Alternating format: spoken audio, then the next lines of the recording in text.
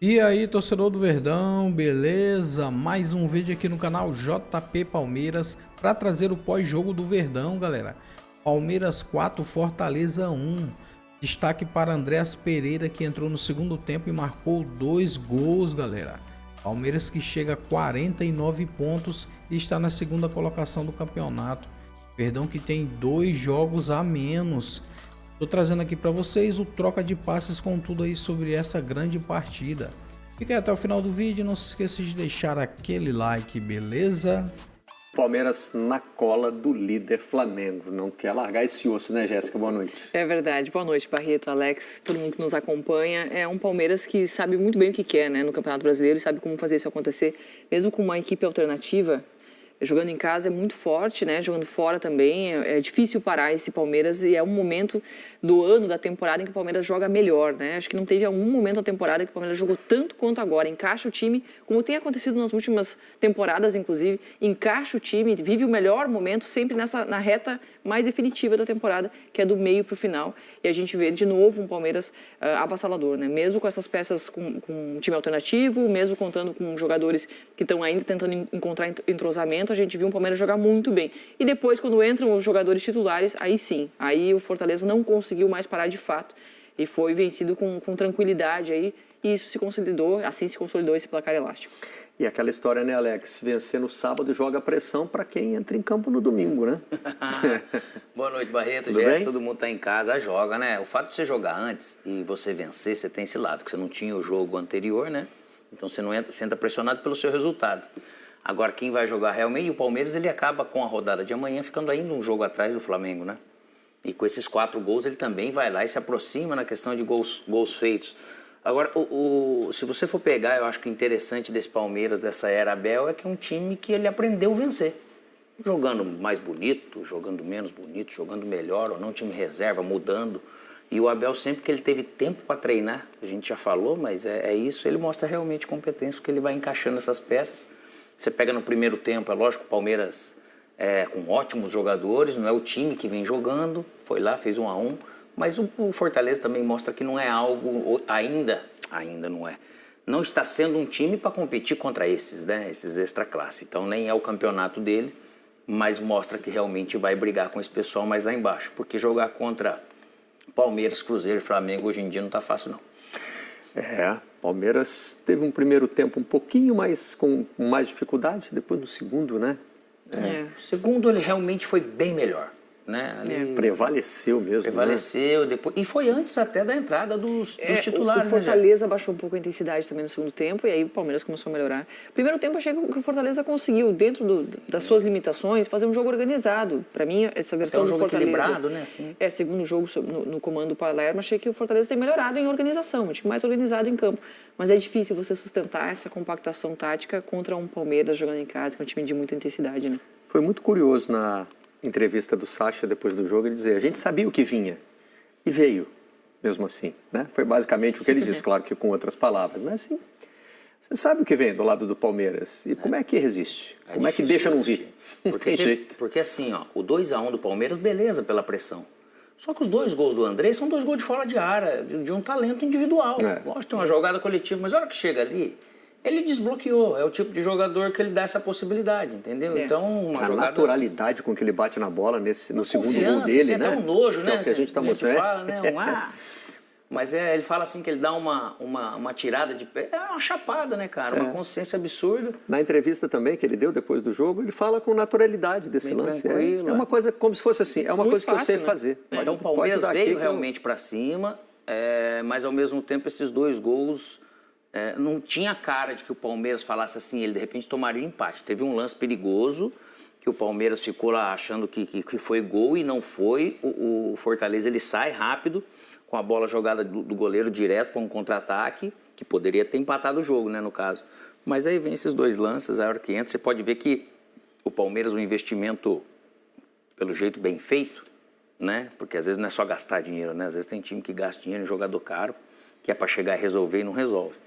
E aí realmente ganhou corpo de novo. E esse jogador nessa individualidade, o Felipe Anderson, também segue fazendo um bom jogo. E um jogador interessante que eu acho, cara, é o Alan, meu. Porque ele começou aqui na direita, ele entrou, ele deu conta. Ele foi para a esquerda, ele deu conta. Ele veio para um terceiro homem, segundo homem, ele deu conta. É um jogador muito interessante, cara. Completo, assim. né? Porque tem força, tem noção de espaço, entendimento de jogo, um nível de força bom, de lucidez, para pegar essa bola de costa, de lado, porque tem jogador que não consegue se adaptar em alguns lugares do campo. Então o Abel construiu esse cara, colocou e ganhou mais uma opção interessante ali com mais um jovem que agrega valor nele mesmo como atleta para um mercado futuro. Foi antes do jogo pela Libertadores que a gente deu a notícia na redação Sport TV de que o Abel tinha todo mundo à disposição. Menos o Paulinho, evidentemente, que só volta na próxima temporada. Mas de quem podia estar à disposição, liberado para jogar, todo mundo estava na lista.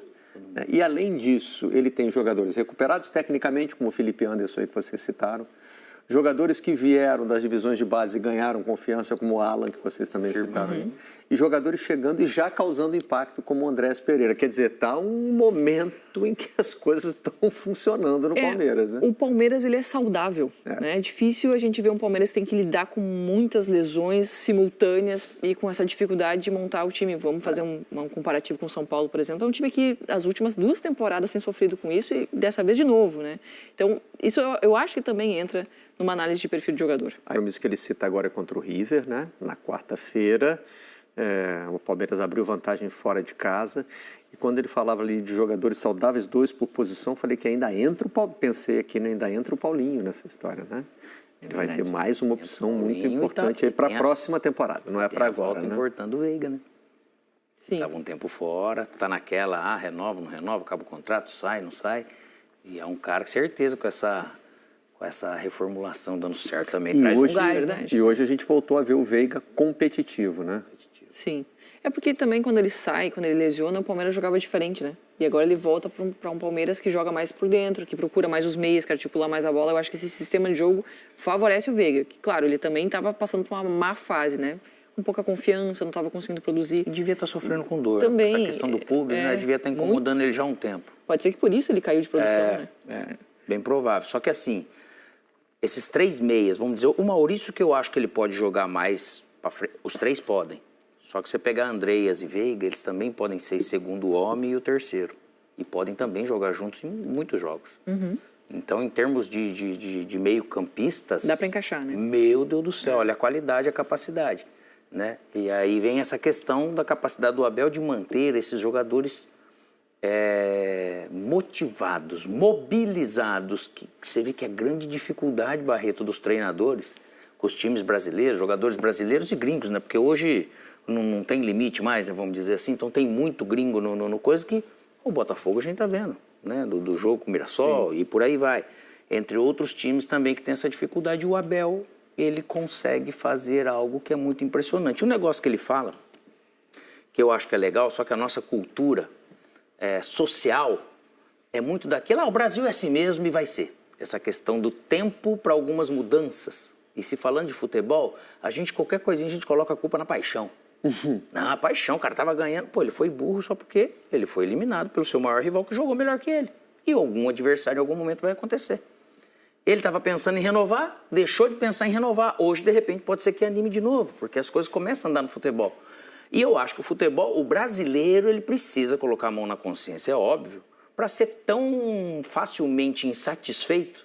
E aí ele acaba podendo, de repente, perder algumas coisas, que o Palmeiras vem vivendo é algo espetacular, cara. É uma época muito boa de ser palmeirense, né? E o Abel abriu a coletiva de hoje com uma crítica a um hábito do torcedor brasileiro e fez questão de falar sobre isso. Botar uma vírgula ali para dizer, né? Gosto muito desse país. Gosto muito desse país, agora virou a minha casa, São Paulo, né? Mas eu acho que ele já se frustrou mais com esse comportamento. Acho que, embora ele seja um cara que acaba levando para a coletiva essa insatisfação com essa cobrança, ele já compreende que aqui é assim.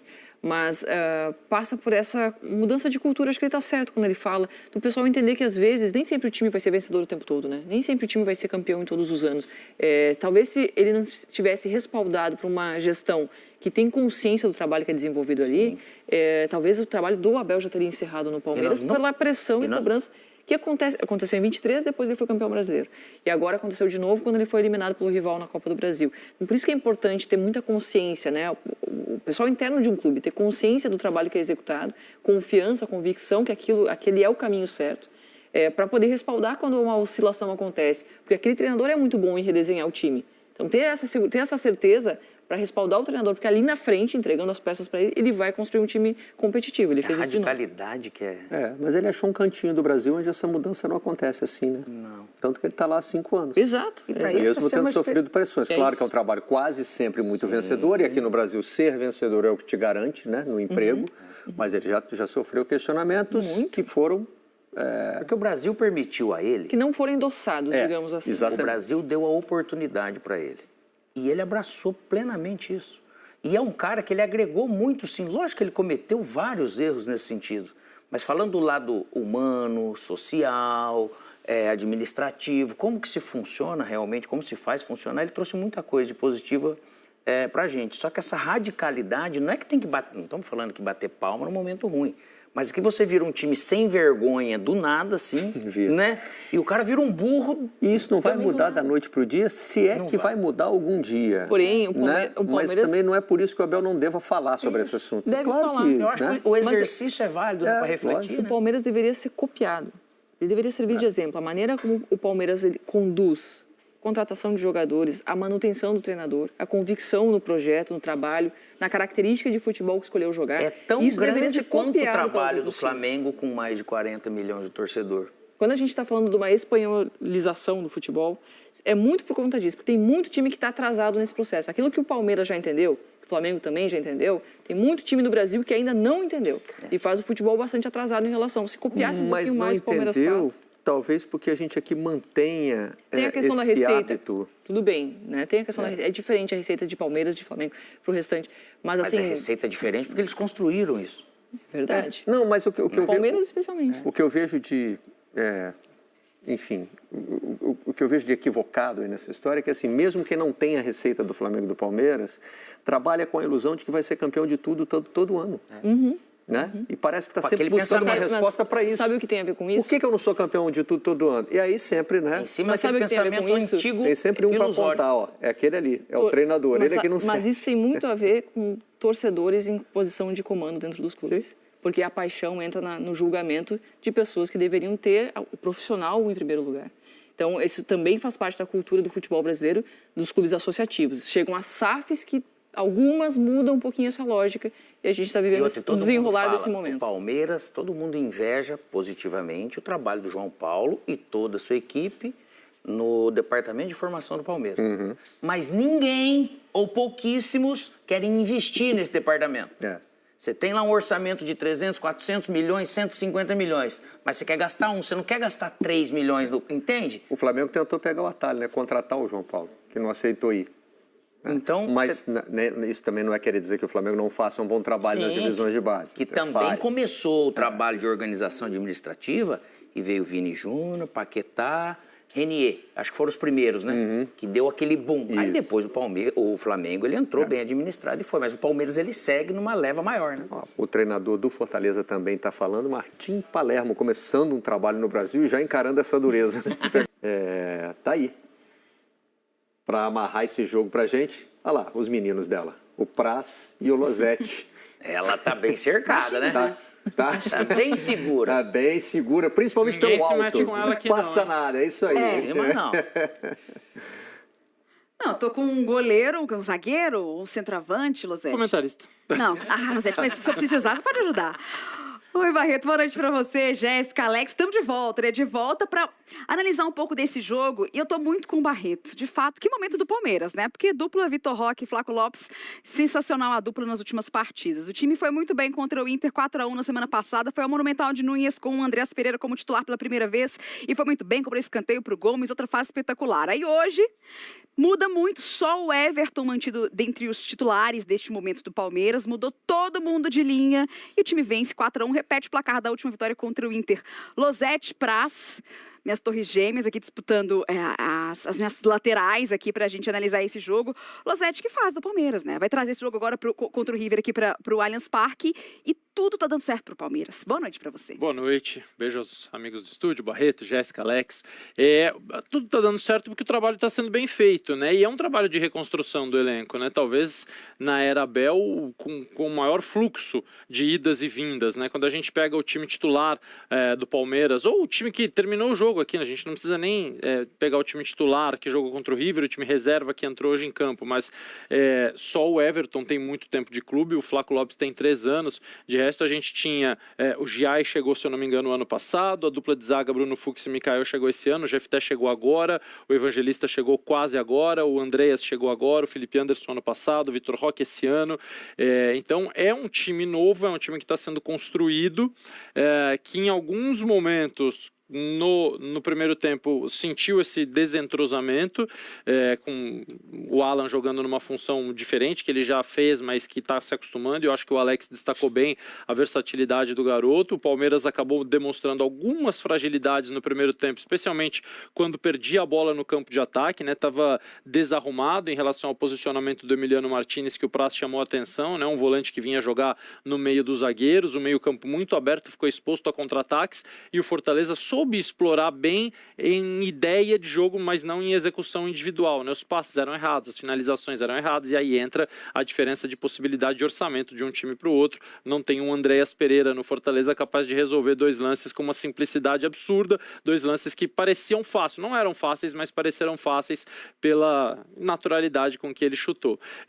Então acho que o Palmeiras fez um bom trabalho de reconstrução de elenco, nitidamente vendendo as suas promessas, depois de usá-las por algum tempo. Deu tempo do Hendrick ser campeão brasileiro, deu tempo do Estevão ficar aqui um pouquinho. Richard Rios.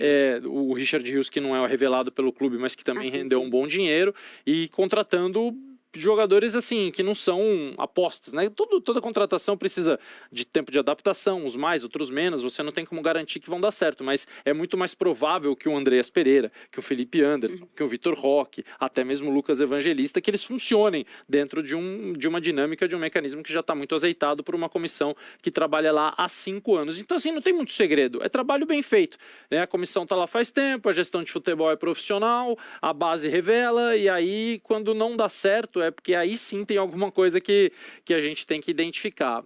Isso é o natural.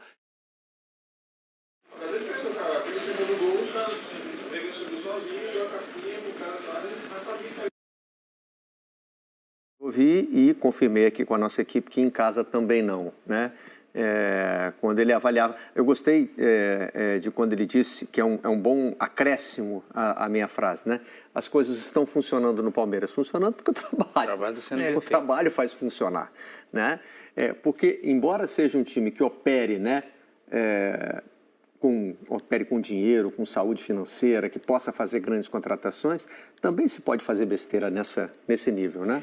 Talvez mais custe fácil menos. Até fazer, você pensa que não. Talvez, porque aí você se empolga, né, Alex? Acha que tudo vai dar certo. E times no mercado brasileiro que estão no alto da cadeia alimentar, né?